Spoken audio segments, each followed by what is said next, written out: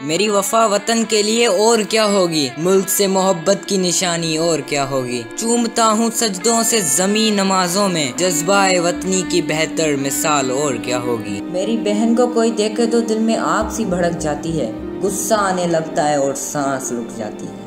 दूसरों की बहनों को देखना मैं हलाल समझूं, क्योंकि वो मेरी नहीं बहन किसी और की है। करूँगा बुलंद इस परचम को एक दिन, सवारूंगा इस ज़मीं को हर दिन, देखकर मेरी कामयाबी को जल जाएगी ये दुनिया। आज हूँ मैं गरीब, दूंगा साथ गरीबों का एक दिन। यार मुसलमान तो वो है जो झूठ ना बोले, मुसलमान तो वो है जो नाइंसाफी ना करे। जिस दिन ये इंसानियत हर पाकिस्तानी में जाग गई, उस दिन ही करप्ट हुक्मरानों की हिम्मत भी नहीं होगी आपके खिलाफ एक अल्फाज भी बोलने की। कोई पूछे किस फिरके से ताल्लुक रखते हो, अब शिया या सुन्नी कहकर जवाब न देना, कहना नहीं भाई मैं मुसलमान हूँ, काफिर नहीं जो कुफ्र करूँ। पाकिस्तान के नाम पर सर कटवाने वाला मोमिन, अल्लाह की खातिर शहीद होने वाला मुसलमान। यहाँ माल के नाम पे जिस्म बेचे जाते हैं, बेशर्मी से इज्जतें लूटी जाती हैं, खुले आम हराम खोरियत की जाती है। इज्जतों का एहसास ये करते नहीं, क्योंकि ये दुनिया है, यहाँ कोई किसी का नहीं। कहाँ है अब वो जो बकते हैं बातें इंसानियत की। इंसान तो बहुत हैं इस दुनिया में, लेकिन इंसानियत नजर नहीं आती। वो दिन जहन्नम से कम नहीं होता जब मिट्टी में मिलता दिखता है मुझे मुकद्दर है पाकिस्तान। होगी अभी तक जन्नत में तिलावत कुरान, सुना है गया है लश्कर लौट कर इंसानियत का। मैं ज़ैनब एक नन्ही सी जान, क्या मेरा कसूर कुरान पढ़ने जाना था। अल्लाह ने ये तो सिर्फ मुल्क पाकिस्तान को ताकत अता फरमाई है, पर हमेशा की तरह इंशाअल्लाह अल्लाह के फजल से इस बार भी दुश्मनाने पाकिस्तान मट्टी में मिल जाएंगे। इश्क़ लाली परचम में कफन बा हयाती सी लिया, अंदेशाए शहादत में हमने यूं ही मुस्कुराया।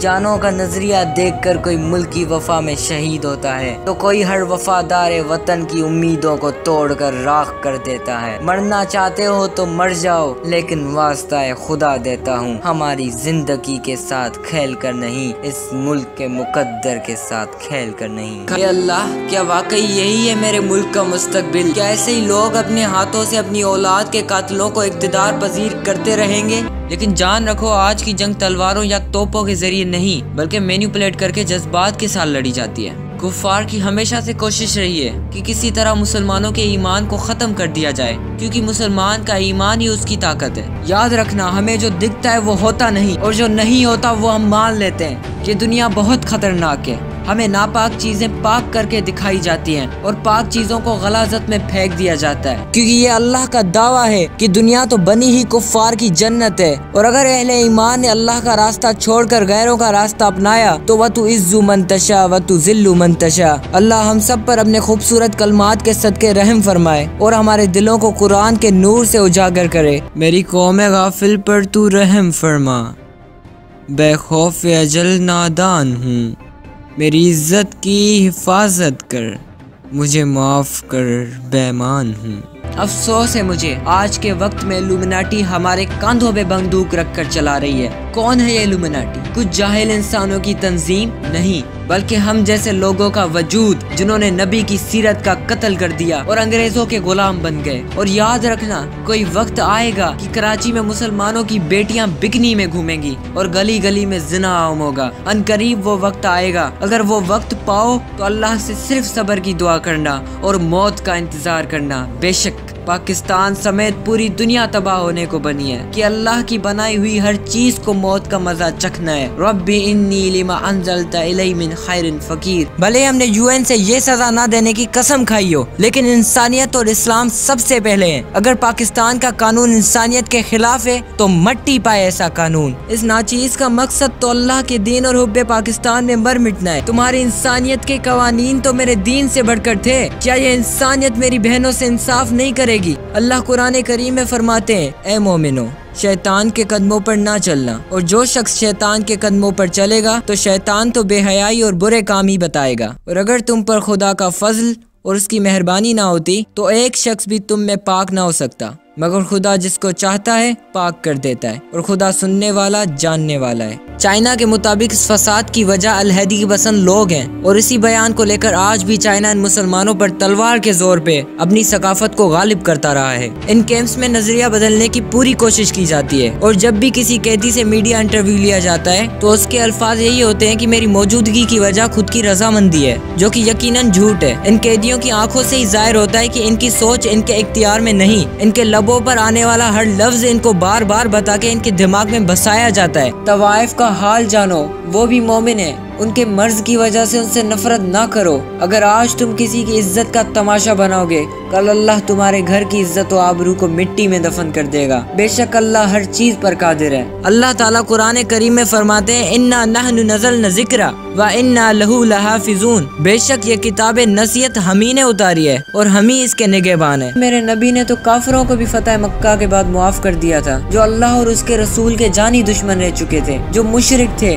अगर मेरे नबी एक मुशरिक को माफ कर सकते हैं तो हमारी क्या मजाल कि हम किसी ऐसे इंसान को माफ ना करें जिसने शिर्क से छोटा गुनाह किया हो। इस दुनिया में बसने वाली हर औरत को अपनी बहन समझो। अगर किसी में कोई बुराई देखो तो उस पर पर्दा डालो। अल्लाह से दुआ करो कि उसे हिदायत दे। अल्लाह कुरान करीम में कई बार फरमाते हैं कि मैं लोगों को अपनी आयतें खोल खोल कर सुनाता हूँ ताकि वो समझ जाएं। मैं गवाह रहूंगा कि मैंने अपना पैगाम पहुँचाया मगर तुम न माने। मेरी जबान गवाह रहेगी कि मैंने तुम्हें अल्लाह की आयतें पढ़ पढ़ कर सुनाई, अपने नबी की सीरत बयान की, मगर तुम न माने। आज मैं तुम्हारी भलाई चाहता हूँ। अल्लाह ने जो ईमान मुझे अमानत के तौर पर दिया है वो तुम्हारे दिल में बसाना चाहता हूँ।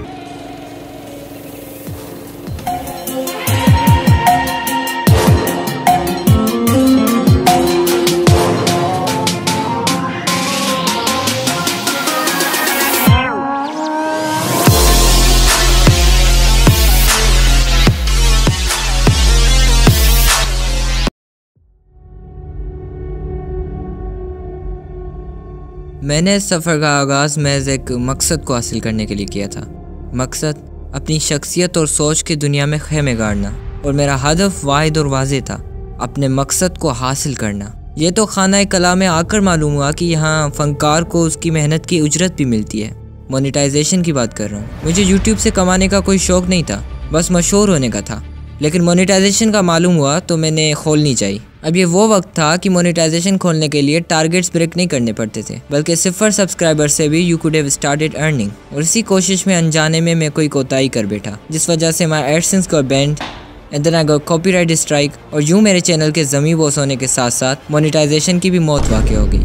लेकिन वामिक को तो पैसों की कोई परवाह नहीं थी, क्योंकि इसका मकसद तो सिर्फ पॉपुलर होना था। राइट।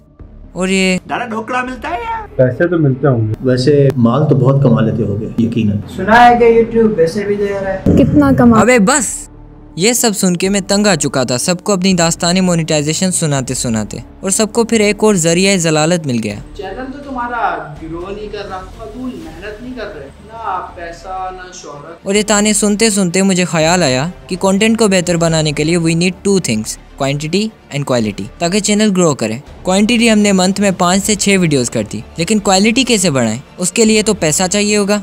1 मिनट, इस यूट्यूब चैनल से तो पैसे की उम्मीद भी नहीं रही। अब मालूम हुई मोनेटाइजेशन की अहमियत। और फिर ज़हीन लोगों की तरफ से नया चैनल बनाओ सुन सुनकर मेरा दिमाग घूम जाता। आखिर सालों की मेहनत ऐसे ही छोड़ दूं? लेकिन जो खेती कभी जरखेजी नहीं हो सकती, उसमें बीज बोने का क्या फ़ायदा? और इसी सोच में हमने 1000 सब्सक्राइबर्स भी क्रॉस कर लिए। और कोई अगर सब्सक्राइबर्स देखकर अमीर कहता तो हकीकत की गरीबी देखकर मेरा सुकून खो जाता, और मन कहता ये तो होगा, मैं इस चैनल से ना ग्रो कर सकता हूँ और ना ग्रो करने के लिए पैसे कमा सकता हूँ। सो सैडली और let's see creativity is dead.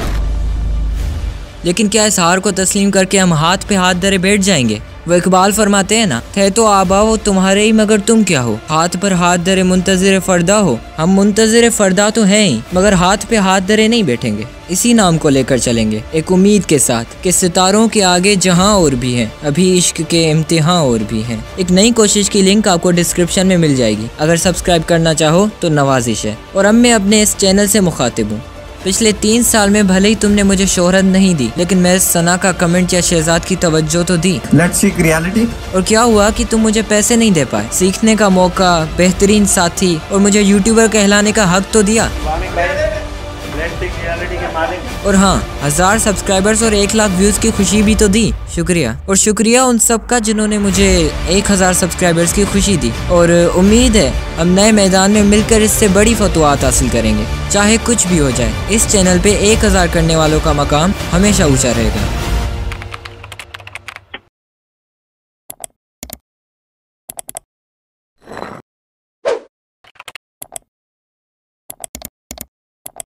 अलविदा, लेट्स सीक रियलिटी। क्या कहने यार।